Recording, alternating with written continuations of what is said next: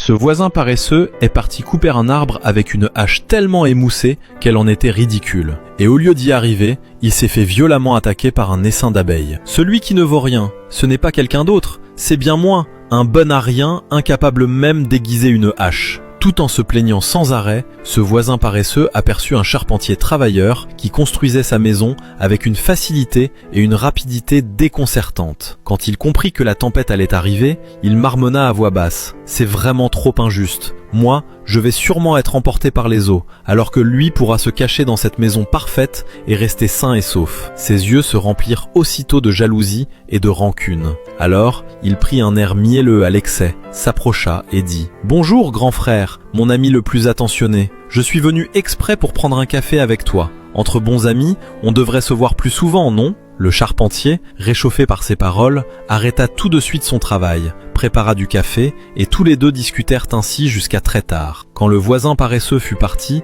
le charpentier dit « Demain, je l'aurai terminé. J'espère juste que la pluie n'arrivera pas avant. » Mais le lendemain, au moment même où le charpentier venait de reprendre ses outils, le voisin paresseux réapparut encore, impossible à semer. « Grand frère, mon cher ami, tu peux venir m'aider chez moi ? Il faut que je coupe un peu de bois, et quand ce sera fini, j'irai moi aussi t'aider à arranger ta maison. » Le charpentier, flatté par toute cette chaleur feinte, se sentit un peu porté par l'élan, et le suivit donc jusque chez lui. Mais en arrivant sur place, il resta complètement figé. Le voisin paresseux vivait en fait sous un arbre, protégé à peine par quelques feuilles abîmées et quelques branches tordues. Le cœur du charpentier se serra. Lui-même n'avait même pas encore terminé sa propre maison. Est-ce que cet homme pourrait vraiment m'aider ensuite à finir la mienne ? Et ce que le voisin paresseux lui tendit, c'était encore cette vieille hache absurdement émoussée. Le charpentier n'eut d'autre choix que de prendre sur lui, d'aiguiser d'abord la lame, puis de commencer seul à couper du bois. Mais le voisin paresseux, lui, restait allongé nonchalamment sur le côté